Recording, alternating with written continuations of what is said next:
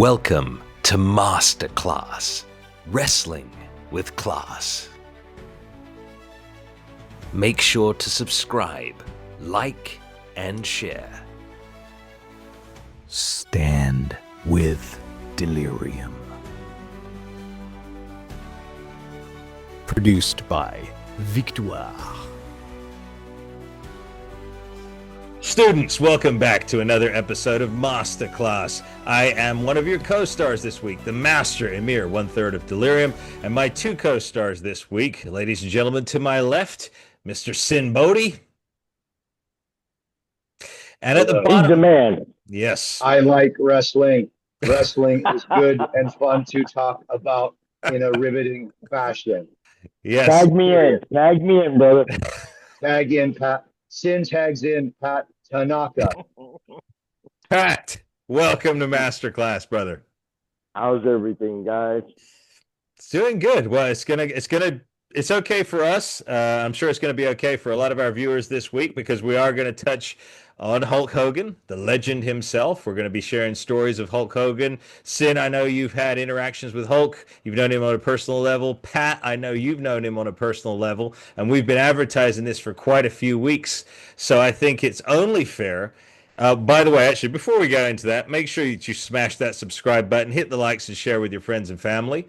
Pat, we'll start with you because now you and Hogan go back a long time, and a lot of fans don't know this. So I want you to bring up your involvement with Pat, talk about your dad and all that good stuff. Let's start there first.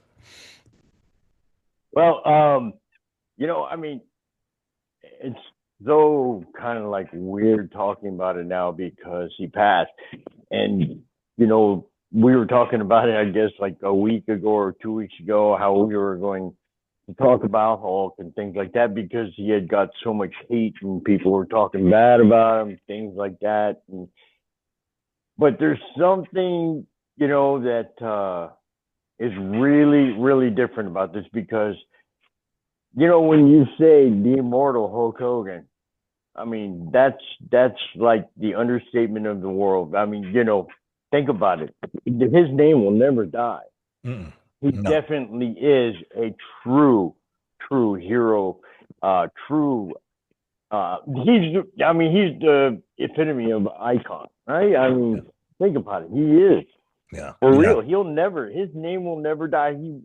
In everybody's heart, he will be there. It's just one of those guys, like Kurt Hennig. I mean, he's another one. When he passed, I just was in shock. I couldn't believe it. I didn't want to believe it. And those things are like, they will never die.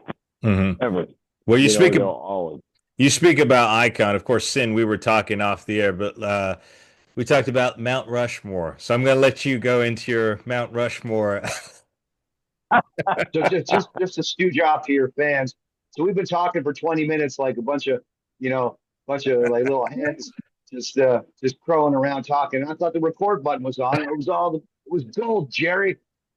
And all of a sudden it's like, oh yeah, we're gonna start recording now. I'm like, what motherfucker? What? How are we supposed to repeat? Such organic little dollops of genius. Hey, I like wrestling. Hulk Hogan is good. He is immortal, which by definition means he cannot die. I love him. I do. I think he's awesome. Yeah. So Hogan and I, we had our ups and downs. We had a falling out and we made up and all this stuff. But yeah, I hear these people squawking about, well, who's on your Mount Rushmore? Like the motherfucker is Mount Rushmore. Yeah. You could carve a bunch of other wrestlers on the mountain that is Hulk Hogan. That to me, Champions. They're not born in the gym. It starts from the inside and it works its way out. Do you feel it more difficult to obtain muscle? Are you tired or perhaps depressed? Then there's a solution. Our brand new partner and sponsor, Care Aesthetics of La Quinta, are here to help you get restored to optimal health. Just use the contact information in this video and schedule your free consultation. Be sure to mention the name of the podcast, whether that be Power and Glory, Styling, Masterclass, or Hey Roma, when doing so. We wish you all the best in your road to optimized health. And now, back to the show.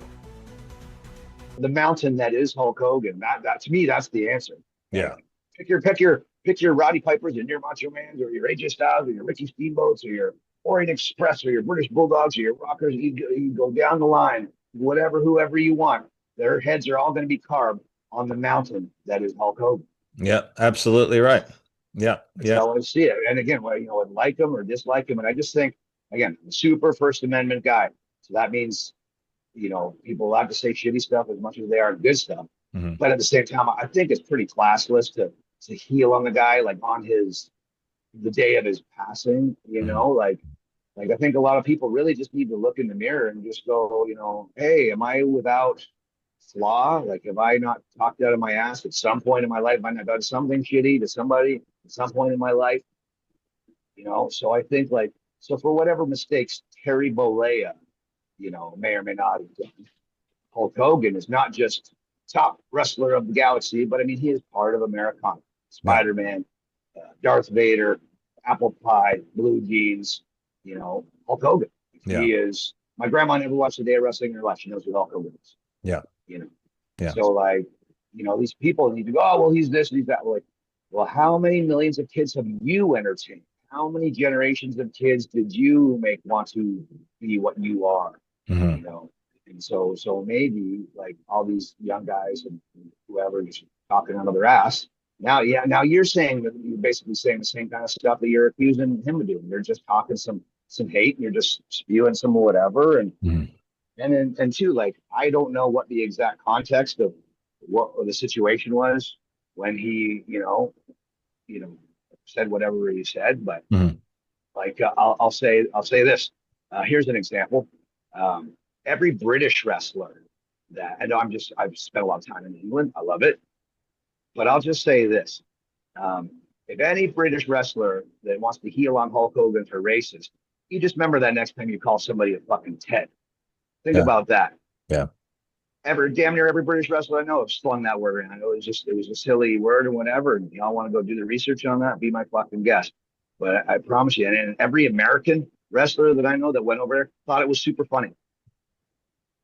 Yeah, there were certain words that we were talking about again. So don't be a fucking hypocrite, Don't be a hypocrite. And again, I saw some comedian, I saw a clip of a comedian not too long ago, and he was saying, "Oh, back in the '90s, we called everything gay. Nothing was gay. Nowadays, we're not allowed to say anything is gay. Everything is gay." And that was his little bit. So if you say, "Oh, this is that or that's that," blah blah blah, it's just fucking words. And again, free speech. You're allowed to say what you fucking want. Mm-hmm. You're allowed to, do what you want as long as it's not hurting anybody. Yeah. But I mean, and so I'm cool with, if you want to be an asshole and run your yap, that's exactly what you are, an asshole running your yap. Mm-hmm. You have the First Amendment right to do that. And so many wonderful people died. So you, Mark, have that fucking privilege. Mm-hmm. And again, try taking a knee in another country during the anthem. Watch what fucking happens. Yeah. Try that shit in Russia or North Korea or somewhere. Oh, yeah. And off it goes.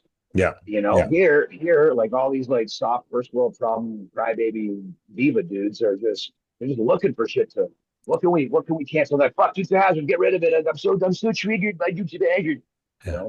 The only thing that triggers me is the fucking word trigger. Yeah. Pussy word. 100% agreed, Sinn. 100%. I was barking at my wrestling students the other night where one guy was kind of facing I'm like, what? You're not allowed to be sad. You're not even allowed to be happy. You're a fucking red-blooded man. You're allowed to accomplish. Mm-hmm. You're allowed to try, and you're allowed to succeed, and you're allowed to fail. You're not allowed to be happy or sad. That's fairy tale shit for City Soft fucking never picked up a fucking tool, never picked up anything sissy. Yeah. For a first world fucking tenderfoot. Yeah. Where has I think to me that the term toxic masculinity and all this stuff is to me they have it asked backwards. To me it's opposite. If you're the soft little fucking sissy that can't protect a woman, can't protect a child, you are the toxic male. Yeah. The aggressive but kind male. That's the dude you want around. Yeah. I'm with my daughter. She is the safest little girl in Las Vegas. Mm-hmm. She would never know anything from me but kindness and sweetness. But I dare a motherfucker to look at her the wrong way. Mm-hmm. You know, Mm-hmm. Yeah. I consider myself a nice dude, but like at the same time, like I would be a toxic male if I couldn't protect my daughter. Yeah. That's how I see it. Yeah. You know, and then same thing too. Like I think people nowadays they really like to play swapsies with words. Like if they don't like something, you're a racist or a fascist or whatever. Like I think you need to read the fucking dictionary. Yeah. Like fascist doesn't mean something you just don't like for whatever reason. Like if people are forcing you to take something against your will, forcing you to do something, forcing you to say something, forcing you to give something, that's fascism. Mm. Freedom and free speech and choice and having options and being able to prosper on your hard work. Mm. That is exactly not fascism. Yeah. So I think people have some of these terms all convoluted and back asswards. Yeah. And speaking of racism, because you brought that up, and I want to clarify something. And Pat, I want to bring you in on this, obviously, because you have your ethnicity. Have you ever experienced any racism? And if so, describe what racism actually is. It's not just a word, correct? Yeah. No, you know what? I think everybody in this world has their own, I guess, their own beliefs, Yeah. right? And yeah, and I think everybody is like against not race, like not like. So wait. Am I like, allowed or not? Am I allowed or not allowed to say Pat Tanaka at first glance is a shitty driver? Is that what I'm not allowed to say? Like no, because it's true. Oh man. See, like jokes, like shit Yeah. is like we should be able to joke. Like Yeah. that's what makes life a little easier is to laugh and joke. And if you want to, be so sensitive and so, throw everybody under the bus for looking at it the wrong way. Like I heard some girl on one of those little Instagram reels or whatever. Yeah. It's just this dumb little know nothing idiot, guy or girl, whatever. Just happened to be a girl. And Yeah. she's like, men are intimidated by women these days. I'm like, no, we're not. We just don't want to give you a compliment, and then you say we're vile or evil, and we need to go to jail or something. Yeah. Like so we just leave you alone. Yeah. What weird planet are we living in now? Where if you were to walk up to a girl and say, "I like your hair or your earrings or you look nice today," you're a monster. But if you go online and you start swiping and you say, "Hey, I want to stick a thermos in your ass," yeah, cool, come on over. Yeah. That's fine. Yeah. That makes no fucking sense. Right. Like welcome to upside down land, planet Earth. Well, it's true. And that's why getting good men and good women are hard to find because all these other people are just cluttering up the fucking highway with all their nonsense. Well, making it dangerous for good people to fucking breathe. Yeah, and going back to Hogan, I was just having this conversation with my wife a little bit earlier today, and I said, I am appalled that we've gotten to a state on Earth where a man can pass, like you said, Sinn, going back to Hulk Hogan, who's done so much good, but yet you can get these little nitwits that come out who, again, have never met the guy or just heard something, but then trash him for a word. And it's despicable. Like you said, it's a classless act. The man has just passed. His family are mourning his passing. And you say this stupid, nonsensical stuff in public. And again, take the mote out of your own eye, as the Bible says, as the good book says. Who are you to judge? There's no way that these people that have come out and trash Hogan can look in the mirror and say, I've never said a bad thing about anybody. They trash the fans every week. One of these guys in particular, and I'm not going to mention any names, but one of these guys in particular has said some horrific things to fans. Horrific. And for a little child in that audience who can't decipher from, make-believe and reality, he may have scarred him for life, literally, by saying you're an ugly little brat. Maybe that kid's insecure about it, the way he looks. So just on that note, let's just do a little impromptu, little 2-second wrestling seminar on that. Yeah. For all you dumb fuck heels out there that think calling a fat girl fat or an ugly kid ugly or whatever as a heel is going to get you heat, all you're going to do is those people aren't going to buy a ticket again. Dumb fuck. Right. So just be an asshole, open-endedly to the room. Be cocky, look down your nose, be a douchebag. Like when you watch a movie and you see a really good heel, they just like not wrestling, but just in some action movie or some whatever movie. Like, oh man, I can't wait to see that guy get his ass kicked. Yeah. Because they're so unlikable, they're so aloof or entitled or douchey. Just do that. Yeah. And if you're gonna say something to the audience, just look at nobody and everybody. Right. If I look at Fat Sally in the front row, hey, Fat Sally, you're never gonna get this, never gonna get this. She's not gonna go to work Monday morning and at the water cooler, and Joe comes along and goes, hey, Sally, what'd you do this weekend? Oh, I went to this awesome wrestling match with this really, really, really talented, super good looking wrestler called me Fat. I loved it. Yeah. She's not gonna fucking say that. She's gonna say, nothing, I didn't do nothing. Right. But if you're being entertaining and you're the heel and you're getting the room all fucking lit up, and then you get your ass kicked from the good guy because you've been asking for it, whatever, and you sell close to Sally, and like I've sat on plenty of old ladies or chubby ladies' laps so gently that they never know I was there in case they got a fucking blast hip or something, like whatever. And I jumped up, hey, she pinched my butt, like whatever. Yeah. And then, oh no, I didn't, no. And you watch them get beat red and giggle like you're putting them over, Yeah. And then before you can really, whatever, then the good guy comes along and swats you and sends you packing, Fast forward to Monday, Sally's at the water cooler. What'd you do? Joe says, what'd you do, Sally? Oh, I was at this wrestling show and I was minding my business. I was cheering. I was having a good time with this asshole clown. He got his butt kicked close to me, and he said I pitched his butt, but I didn't pitch his butt. And then the good guy came and saved the day, and he was awesome. He was so good looking. He's so dreamy. That Amir guy was so dreamy from saving me from that diabolical clown. Yeah. She's the fucking walking advertisement for your show forever. Yeah. Exactly. So free pro tip to all you dumb fuckers that want to do this and aren't doing it right. Yeah, and I told you that's why we call it masterclass here, and that's why I have the likes of Sinn Bodhi to join me here. It's something called cheap heat. Dump it. It is pathetic. So, well, to get everybody upset so they can see you get your ass kicked, that's fine.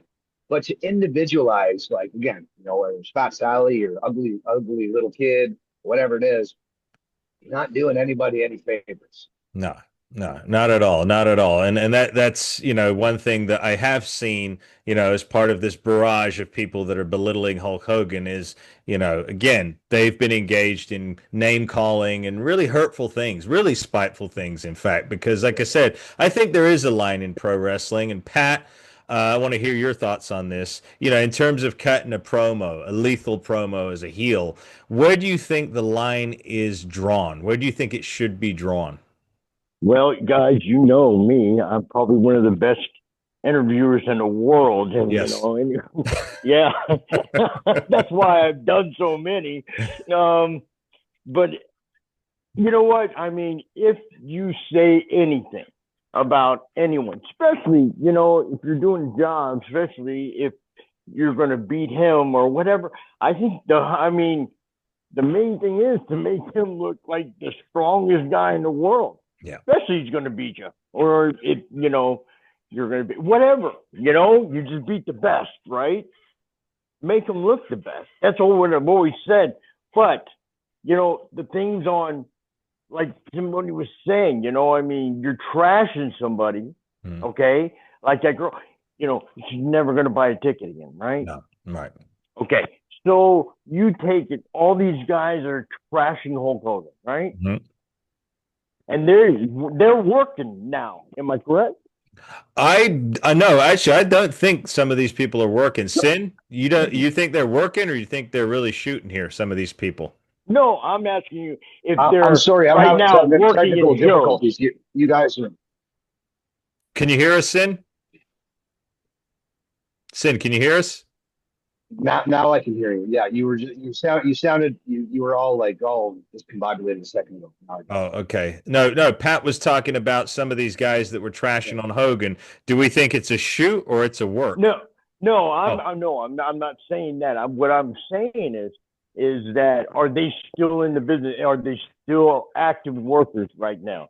Yes. That's what I'm asking. And if they are, trashing someone like that, Yeah, I mean, I think it's mostly young active wrestlers. well, I mean, if they are, right, who's gonna? I mean, honestly, you're just trashing someone that was probably paved the way for you in this business that you can make this kind of money now, right? And you're trashing that legend.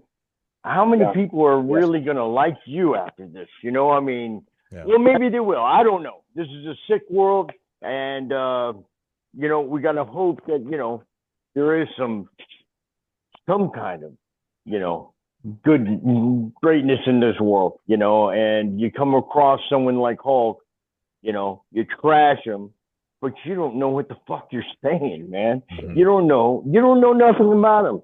Right. He's not that kind of guy where he goes out there and puts his life out there, and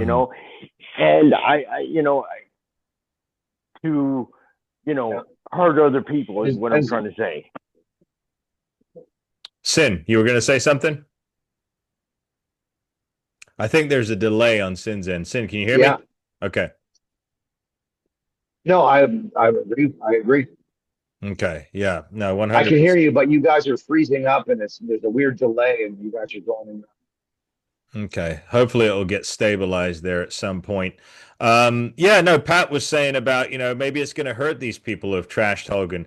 I would certainly think, to me, if I was an investor, if I was looking at these companies or whatever, these wrestlers, to me, I would put a big X on them at this point because you're talking about, like many people have made the comparison, you're talking about a Babe Ruth of pro wrestling, Hulk Hogan, a man who's done a lot of great things, and now you're labeling him, like Sinn said off the air, if you don't have something good to say, don't say anything at all.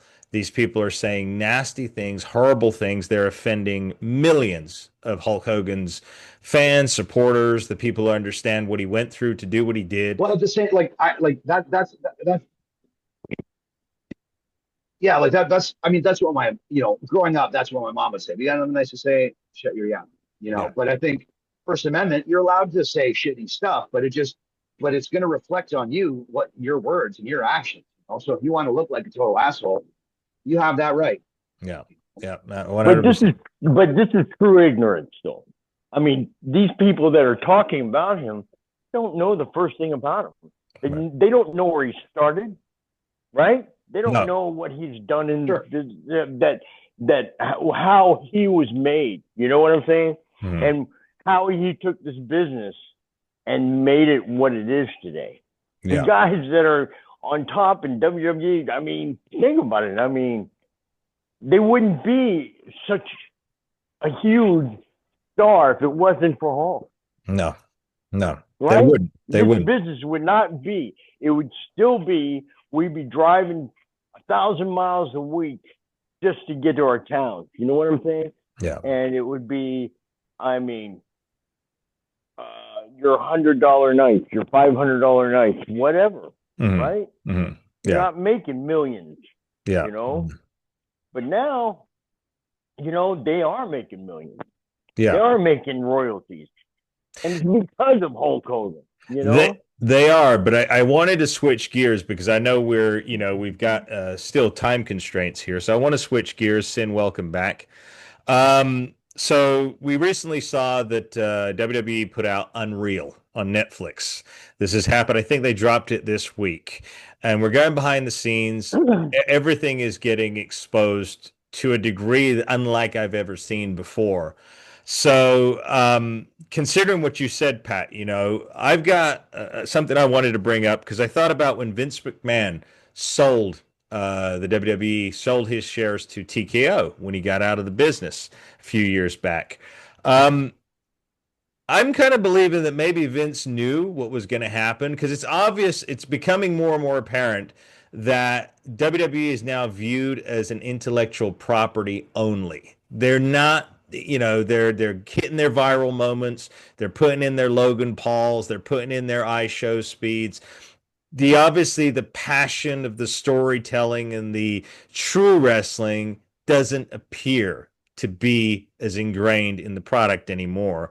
So my question is, with Unreal exposing it to the degree it is, do we think at this rate it can continue another 5 years? Sinn, what do you think? Can it bounce back from this kind of exposure? I mean, wrestling and everything else, it always is evolving and moving into something new and this and that. Like back way back in the day, a body slam was a finish. Now it's just another throwaway move. And a few years ago, Canadian Destroyer was the craziest thing anybody ever saw.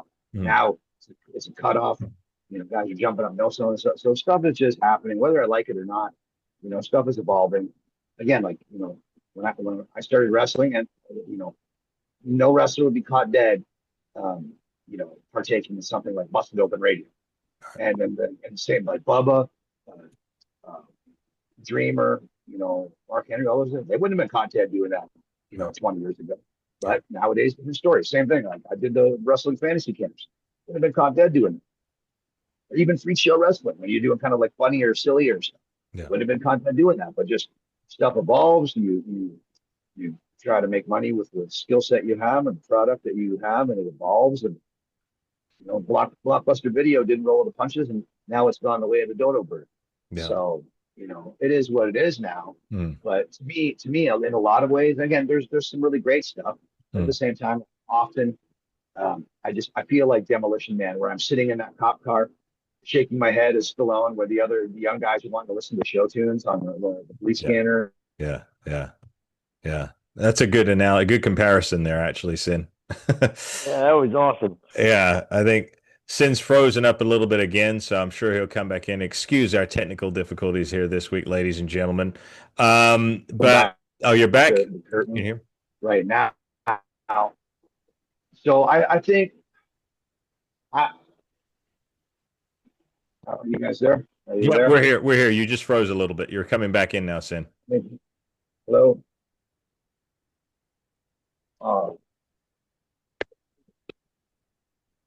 Okay. Gotta love the internet. Right? Yep. So I think they're just trying to find new ways to. Can you hear me? Are we good? Yeah, we can hear you. Yes, Am I good? Yeah. you're very good. Knock on wood. Yep. Okay. So I think I think this business is trying to evolve, trying to be clever, to show like people always used to say, oh, the stuff behind the curtains is way more interesting, blah, blah. So that's what they're trying to give them. They're Triple H is trying to just be ahead of, what people want and all this stuff.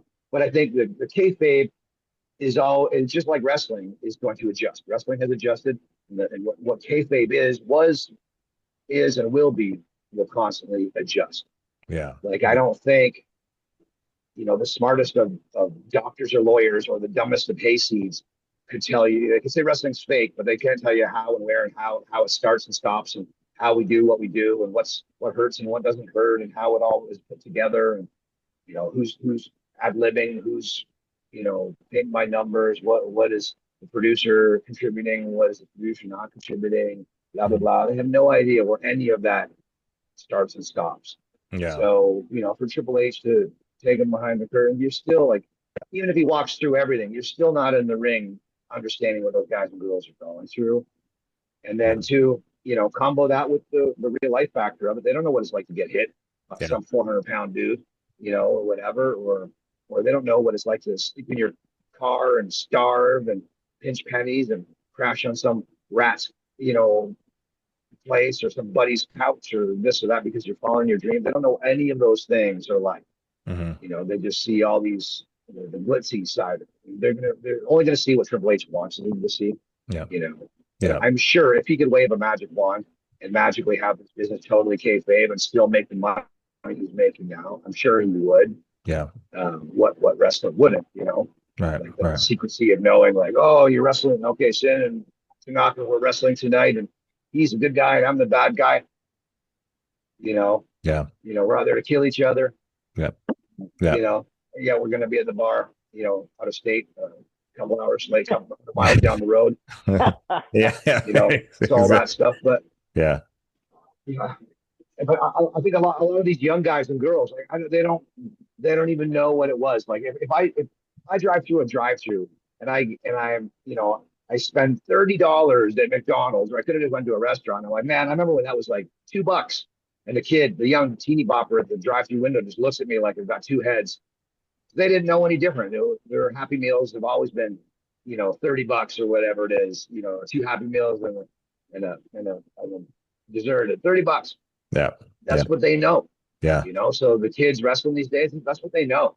You know, if you hear the sentence, "I grew up watching John Cena," you know, that's what they know. Yeah. Yeah. You know, like when I was a kid, I was just talking to Rip Rogers about this. When I was a kid, I was watching, like, I love watching like Iron Sheik and Nikolai Volkov and Freddie Blassie. Yeah. But as a little kid, what do I fucking know? You know, I'm like, who's Freddie Blassie? He's this old guy in his sparkly outfit. You know, okay, he's this snarky, mean, the kind of mafia looking glitzy. He's like something between mafia and Liberace. Yes. You know, as the manager. I'm like, okay, that's all I knew of him. I didn't know anything else. And as a wrestling student, then later on, I find out, oh, he was the scourge of Japan, and he was like the first wrestling vampire, and he did this and that and this and that. He was this big villain in LA and all this stuff, wrestling all these guys. Like, why would I know until I knew? Yeah. So I think a lot of these young guys, they're only going to know, you know, big fights and shiny tights and flippity doo dah days until they have an injury and have to rethink what they're doing because they can't do some of the moves they did before. Yeah. Or if they've ever, I don't wish anybody to ever be in a real fight, but you can just tell who's been in a real fight and who hasn't. You can just see it. Yeah. You Yeah. know? Yeah. Like, I was laughing a long time ago. I was laughing, like, just, you know, it's all devil in the details. I remember talking to Edge one time, and I was just like, he's the biggest Hulk Hogan mark ever. He loves Hulk Hogan. Yeah. And we all do.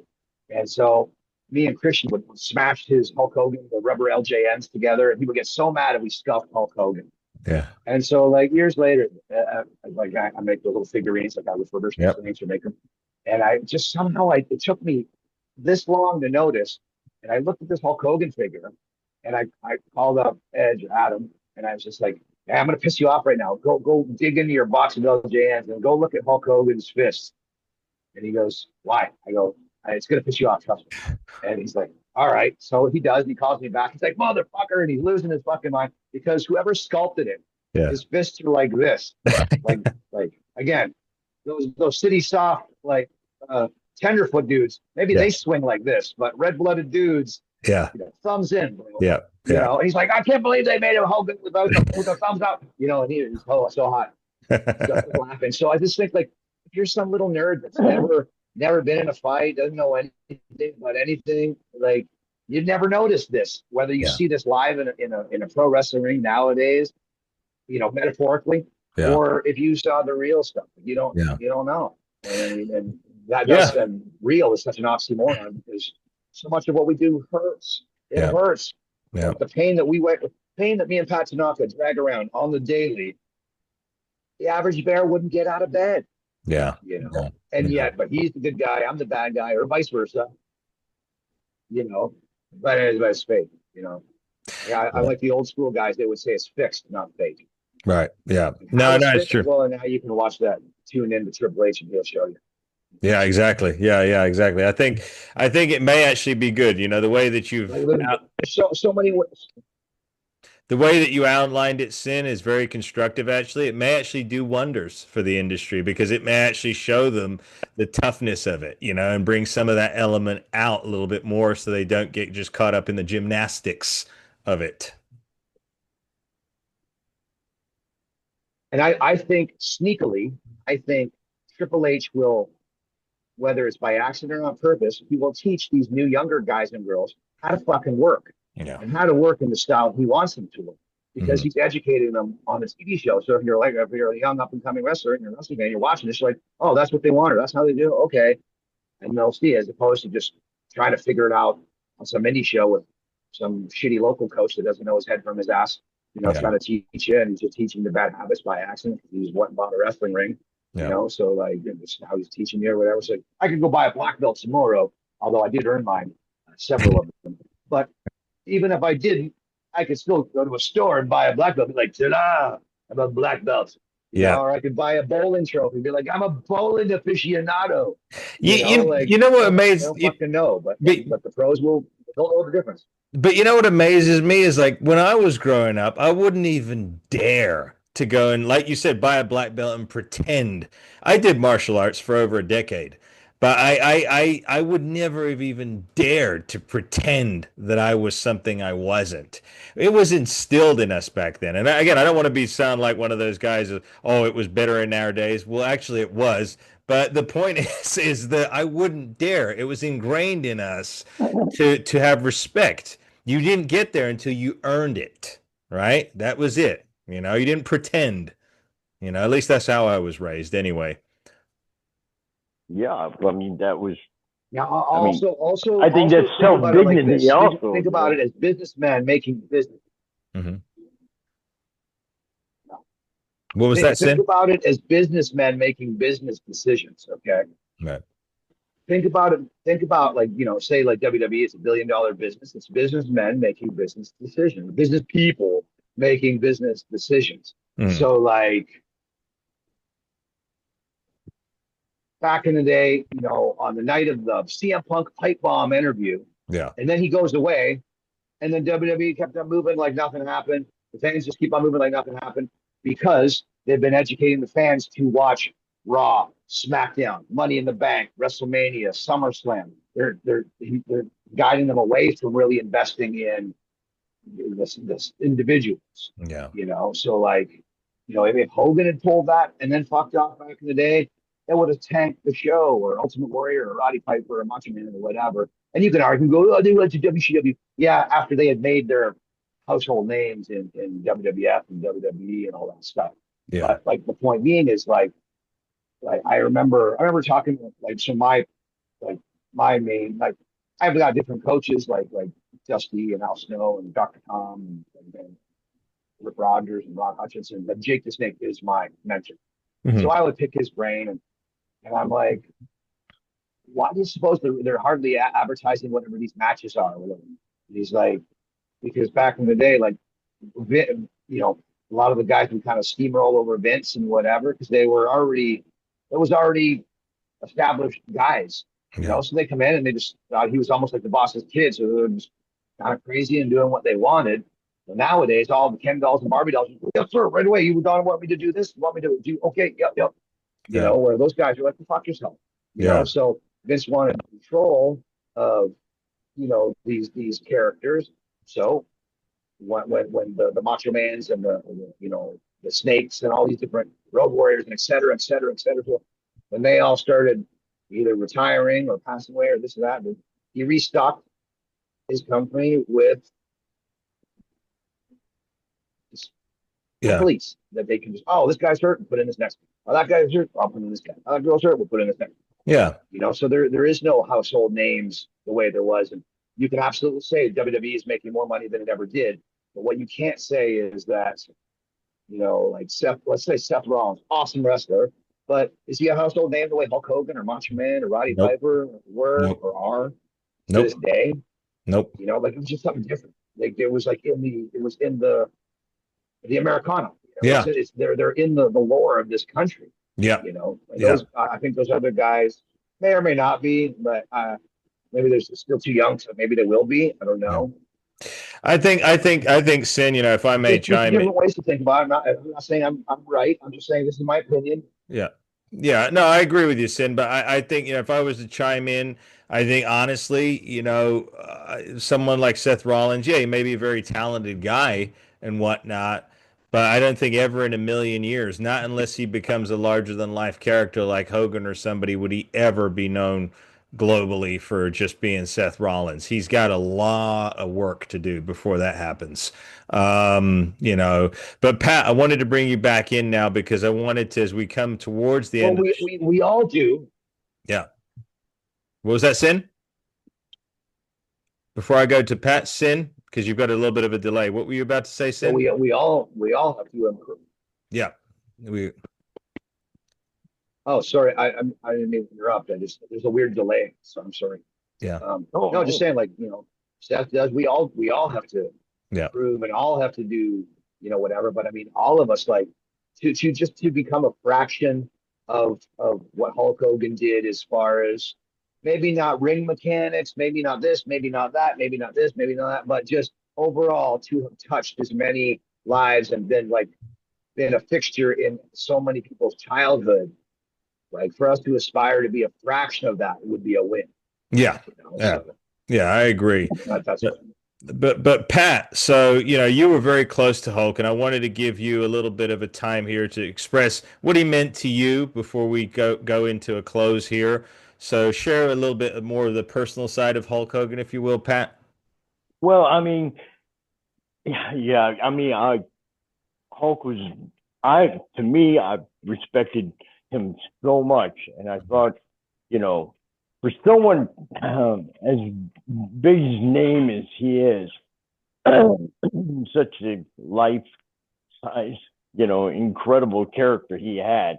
He was just a good guy, man. He really was. Mhm. And I was there when they broke his leg, and I'm sorry, man.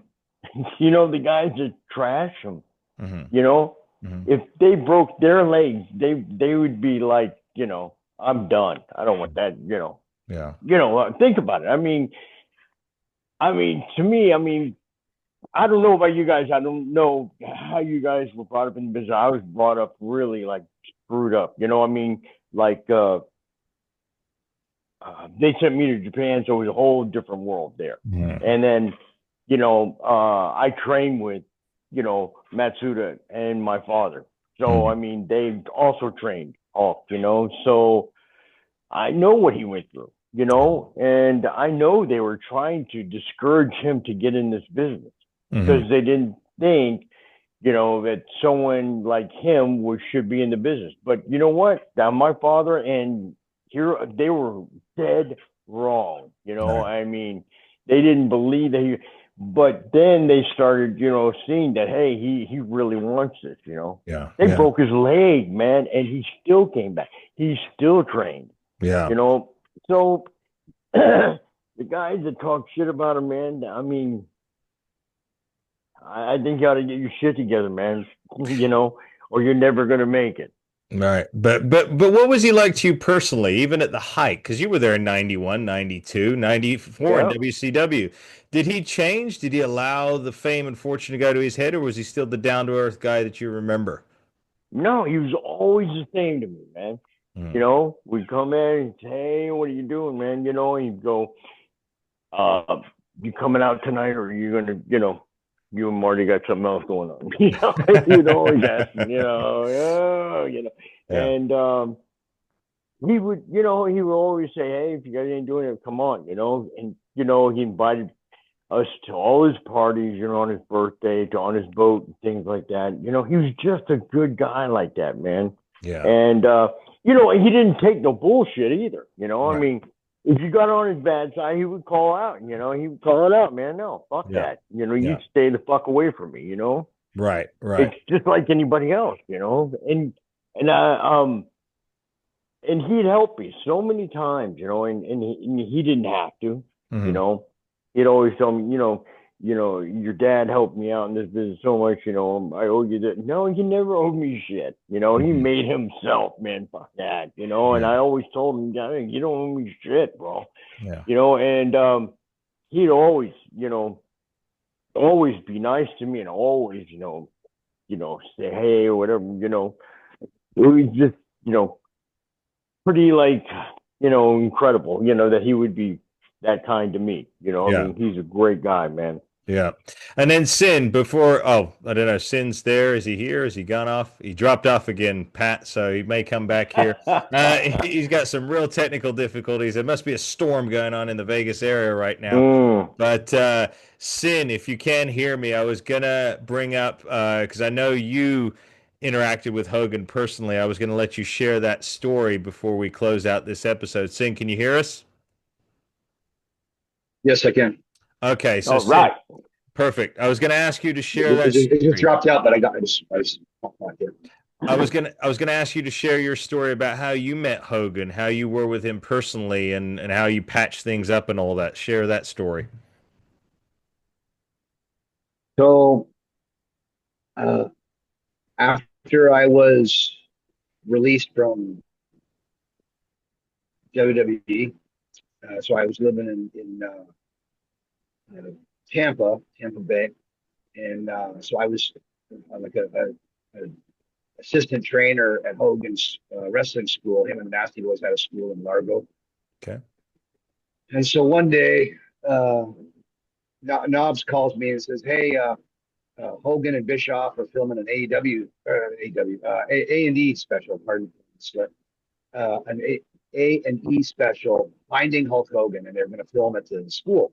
And they said, Knobs was just like, well, this new batch of students, they're too green to be in the background wrestling. They're going to fuck it up and they're going to embarrass me. So could you just roll around could you grab one of your buddies and roll around in the back just so it's just, whatever, good TV. And I'm like, okay. Yeah. So me and my buddy Titan, who's this big 7-foot dude that was a good friend of mine from back in the day. So we're moving around in the ring in the background, and then so on camera, like they were just rolling. I'm in like 2 seconds of this A&E special.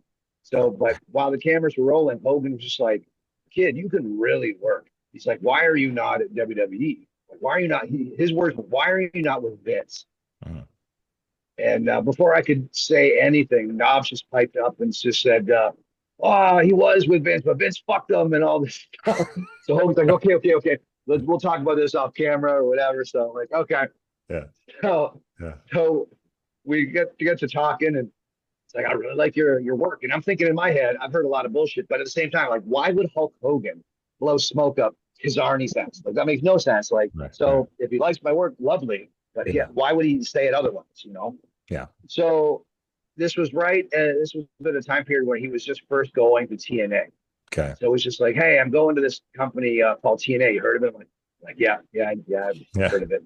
I was one of the second, third year guys. I'm like, yes, sir, I heard of it. He goes, "Yeah, I think I got this kid, Jeff Hardy. You'd have a great feud with. You ever heard of that kid?" I'm like, "Yeah, yes, sir. Yes, I know Jeff. Yeah, it'd be great." And he's like, "I'm going to get this done. You guys would be great on the show." I'm like, "Okay, awesome." And then so some time goes by and nothing happens. And I see him at the gym and he's like, "Oh, I'm working on it, brother." I'm like, "Okay." And then I see him at a party and I'm like, "Oh, I'm working on it, brother." Mhm. Okay. Like, why would, like, he's saying, I'm not asking him. He's just telling this to me. He's coming up to me at a party or at the gym or somewhere. And "I'm working on it, brother." I'm Mhm. like, okay. So, as Pat would full well know, you just get used to, whatever, like hearing like lots of stuff, but so you don't put a lot of stock in what a lot of people say because you're just like, you're just looking for where's the work here. And so I just didn't think about it much. I'm like, okay, well that'd be great if it comes through, but otherwise I'm not going to put much, you know, whatever on it. So a little time goes by, and I was married to my first wife, my practice wife, and at the time, and she was a wrestler, and wasn't panning out for either of us at WWE or TNA or whatever. So I got a call from Jim Rose Circus, and Jim Rose was like, "Why don't you come out to Vegas? You do the circus wrestling thing. You can work with me." And he's like the Vince McMahon of Sideshow. So I was like, okay. So I'm living in Vegas. Me and my first wife are living in Vegas, and I just got back from like a show in LA. I was like 3, 4 in the morning. It was late, and I had TNA DVR'd on my TV. And on a weird side note, this is all the, like, just knowing different wrestlers is always so weird. Like, so at the time we were renting what's it? Stacy, it's not Stacy. Goddamn. Sorry, yeah, Ryan. My ex-wife was Stacy. Ryan Shamrock's house. We were renting Ryan Shamrock's house. Okay. So I get home from this has nothing to do with anything. So I get home. It's like 3, 4 in the morning. I'm watching TNA. I turn it on, and it's Hogan. And he's cutting a promo on, like, I think it was Ken Anderson. Okay. And he's just like, "You better step up your game, brother, because I got all these potential main eventers sitting at home waiting for your spot. Yeah. And I could pull the trigger on them, anytime. And I just, so not to take this like into a downward spiral, but like, so not a month earlier, like just a couple weeks earlier, a very good friend of mine had committed suicide. Mm. Okay. He was a good wrestler. He was one of those woulda, shoulda, coulda guys. He was at FCW and OVW. He never got to TV. he was estranged from his family. His fiance broke up with him after he got fired from WWE. So it was like the hat trick of shittiness, like no family, no fiance, no dream job. And he killed himself. And I just thought, to this day, I think about him and I'm embarrassed to know that I didn't see it coming, you know. And as I thought about it, I saw lots of signs that I didn't realize at the time. And I quickly realized he's gone because he was never seen or heard. He was like bright and visible. And I just thought, don't be a good little soldier anymore. Don't just do what you're told. Like, speak your mind. Yeah. You know, I will be heard. Yeah. You know, so I'm a First Amendment guy. And so I see this promo segment with Hogan and Kennedy. And he's just like, yeah, I got all these main eventers in the, potential main eventers sitting at home waiting for your spot, blah, blah, blah. So I thought, I'm going to be heard. So I wasn't shitty about it. I just was matter of fact. And I went I didn't DM him or call him. I just went on my Twitter and I tagged him and I just said, hey, Hulkster, how's about that job you promised? And I fell asleep and just didn't think anything of it. And the next morning I wake up and there's like 1,000 of messages, like all sorts of marks, right, and stuff. And I'm like, what is this? And it's me and Hogan. And I'm like, scroll all the way down. And Hogan had responded saying, with an attitude like that, no wonder you're not working for any company. Wow. So I got hot. And I'm like, fuck you, man. I go fucking wrestle circles around you, you know? And he says, oh, I didn't know it was all about talent. I thought it was just about making money and whatever. And we kind of basically told each other to go fuck off. And all these fans were chiming in. I figured they would just bury me because like Hogan's up here and Arnie's down here and the fans are going to kind of follow suit. But I think a lot of them were kind of just starting to gang up on Hogan. There's so many different, things that I didn't like. I heard people saying such mean shit about him. Like, that's not what I was going for, whatever. And then so a couple days later, like Knobs is always kind of like, he likes to stir the pot. He likes to poke the bear. No way. Opposite day, he calls me. He's like, Sinner, right. And he goes, it's like, Sinner, what are you doing? Why are you bowing up to Terry? If you're making a mistake, don't do it. Like, I know that your friend is gone. I know your friend killed himself, and I know you're in a dark place or whatever. And I was just like, fuck you, Knobs. And you tell fucking Terry go fuck himself too. And no. Well, keep your mouth shut. Me and him are sitting on here. He's sitting beside me on the airplane. I'm like, fuck you, Knobs. Fuck you, Terry. He said, no. I'll smooth it out. I'll tell him about your friend. And, because he was mutual friend, like Sean Osborne, Bad Seed, Line Seed was a great guy, rest his soul. He's like, I know Sean's not here and it's pissing you off. So I'll smooth it out. I'll smooth it with a hulkster. Like, well, fuck yourself, Knobs. And I hung up. And so, and as I'm telling this, I think Pat would probably go like, "Oh, that's way out of character for Sinn because he's usually pretty chill." But so a little bit time goes by, and weirdly, I swear to God, my life was like an episode of Hulk Hogan's Rock and Wrestling. I am sitting in Clearwater Beach in front of Bushwhacker Luke's weight gym, sitting having a cup of coffee with Jimmy Hart. Okay, Jimmy Hart. Like, oh, baby darling, we gotta squash this beef with you and the Hulkster. We gotta squash. I'm like, what do you want me to do, Jimmy? Like, I can't just call the guy and whatever, like, what do you want? He goes, baby darling, I'll fix it. I'll handle it. And I'm like, okay, Jimmy. And so he pulls out his phone and he whispering and talking on his phone. And I kid you not, couldn't have been 10 minutes later. A fucking yellow and red Corvette pulls up in front of the fucking Bushwhacker Luke's gym. Out pops Hulkster, and we hugged and shook hands and we made up.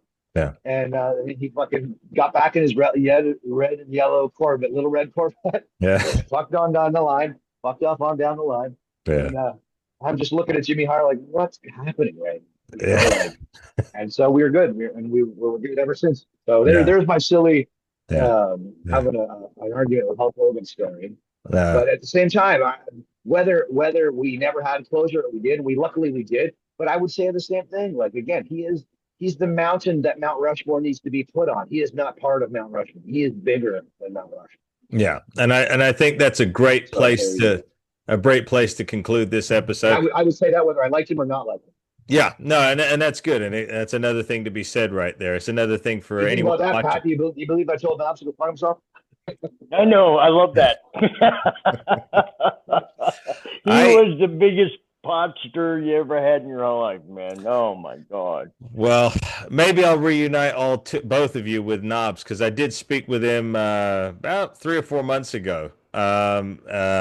Hector Guerrero put me in contact with him, and he was already the jokester with me on the phone. So I can tell he's going to be a riot. So maybe we'll do that God. episode a little bit down the line. But I think that's a good place to leave it, guys. You know, the Mount Rushmore. He was Mount Rushmore of professional wrestling. Yeah, when you talk to him, you tell him.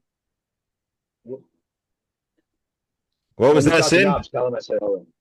Yeah, Oh, yeah, tell yeah, him no. fuck off. Did I hear you right? Pat. I thought you guys were cutting in and out. I thought one of you said that you were going to see Knobs. No, yeah, I'm gonna.